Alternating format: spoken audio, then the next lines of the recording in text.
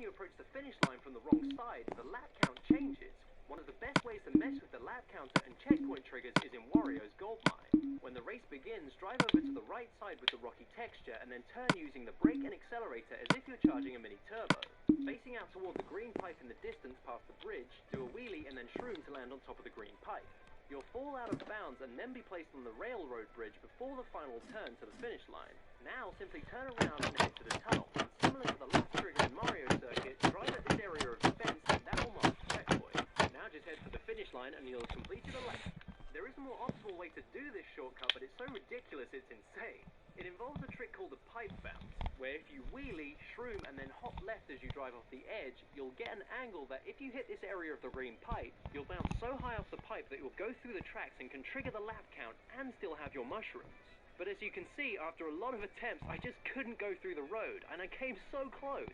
I even tried with different characters, but I just couldn't get any of them to stick the landing. Either way, it's a cool trick if you can do it, and it is very possible. I just didn't want to be 90 years old by the time this episode was finished. Anyway, moving on, here's a lap skip in Mushroom Gorge that isn't completely impossible.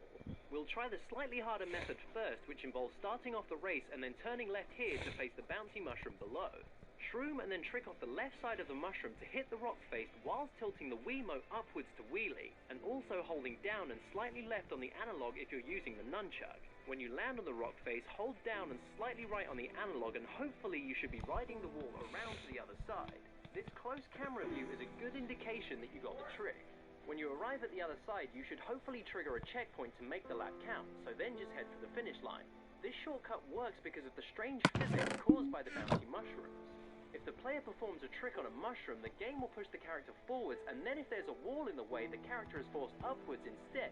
Knowing this, we can use these wall physics to go around the outside of the cave and land at the other end where the final key checkpoint is triggered. The easier method to this shortcut is to drive a bit further up the course and then turn left before the bridge, and then shroom to get to the bouncy mushroom, and then trick off it to reach the rock face.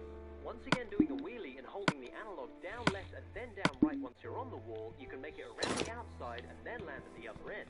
If you ever get this situation where you slide downwards and then hit the invisible wall, you'll start going upwards to make it to the other side. This isn't the correct way to do the trick, but as long as you drive part way into the cave, you'll cross the trigger and make the lap count. And sometimes the lap won't trigger, which will only cost you more time. This is what the trick looks like from a distance, so you get an idea of the movement across the wall. It's possible to drive directly up the wall, and if you land like this, you can trigger the lap to count. The force applied to your forward momentum is enough for you to ride straight up the rock face, but doing so probably won't result in much. In DK Mountain, it's possible to glitch straight through this half pipe